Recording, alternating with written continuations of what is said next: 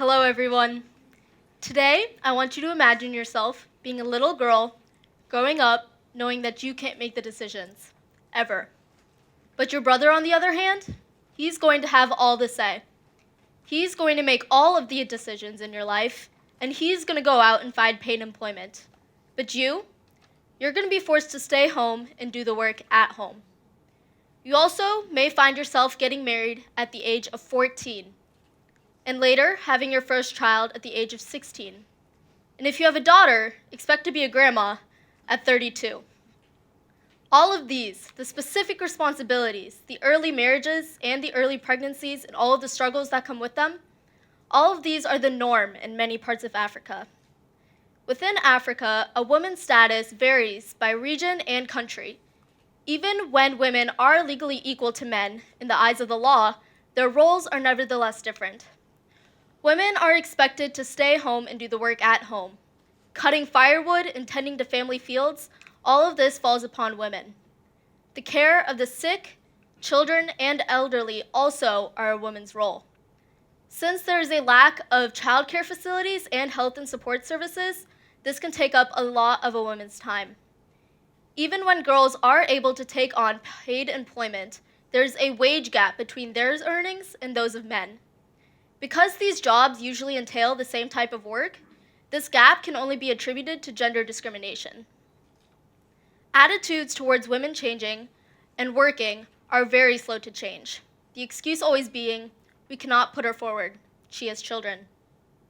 Although the government attempts to give these women and these girls equal opportunities and equal rights, there is still a long way to go. Women and girls are more likely to drop out of primary and secondary schools when compared to men. This is due to the tendencies of poor families spending whatever money they do have on the education of boys. There's also the fact that there is poor feminine hygiene, so when a woman or a girl begins menstruation, they must drop out of school most of the times because there's a lack of awareness and feminine hygiene products. So girls miss weeks and months of school at a time and often end up dropping out. There's also the fact that girls are expected to stay home and cook and clean.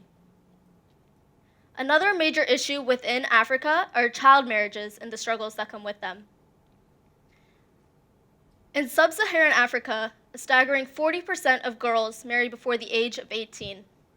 And African countries account for 15 of the 20 countries with the highest number of child brides. For example, 77% of girls in Niger and over 60% of girls in the Central African Republic and Chad will marry before the age of 18. If this continues, the number of child brides in African countries will double by 2050, and Africa will surpass South Asia as the region with the highest number of child brides.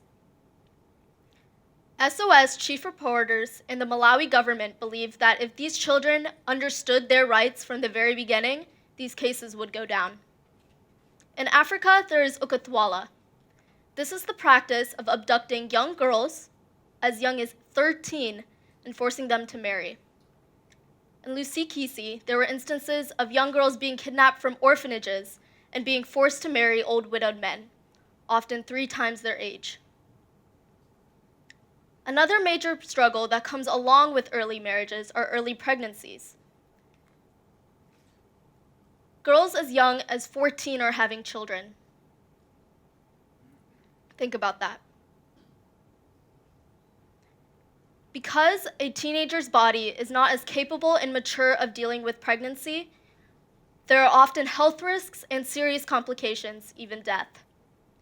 Within Africa, with only 11% of the world's population, Africa accounts for over 50% of all maternal deaths in the world.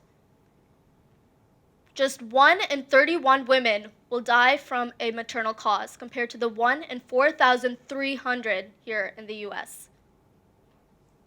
African Union's 50-year action plan recognizes that these early marriages and early pregnancies hinder a country's prosperity.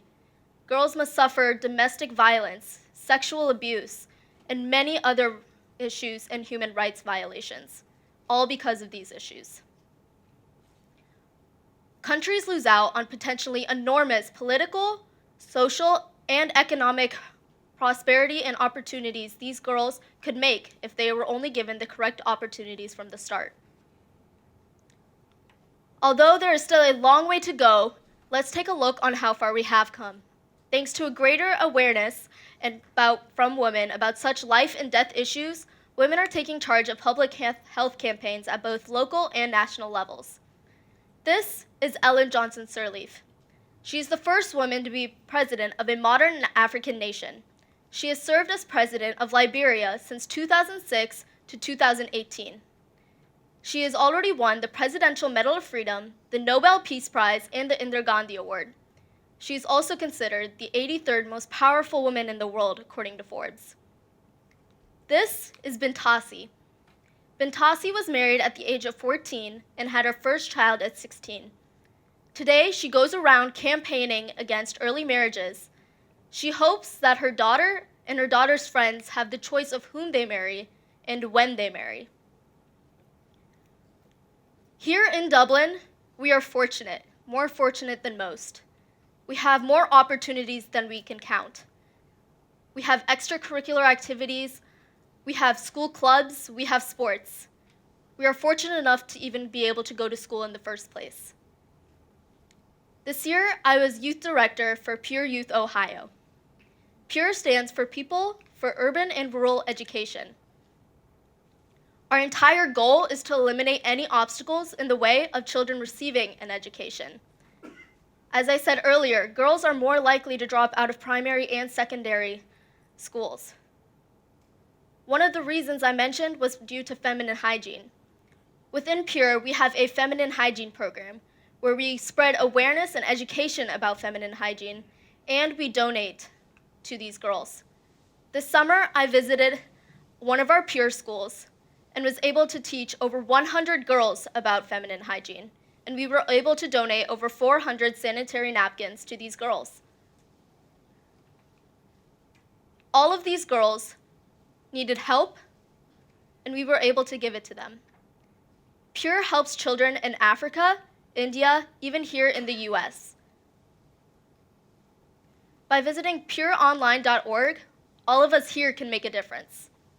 By volunteering time, helping with fundraising, we can all make a change in thousands of kids' lives. Thanks to those like Bintasi, Ellen Johnson Sirleaf, even us. We slowly make progress to women's equality and equal opportunities. Early marriages, early pregnancies, specific responsibilities, and a lack of opportunities. All of these are just roadblocks, one roadblock after another on the road to women's equality. So I ask you, look around. Do people have the opportunities they deserve here? Because as far as I know, they definitely don't have them there. Thank you.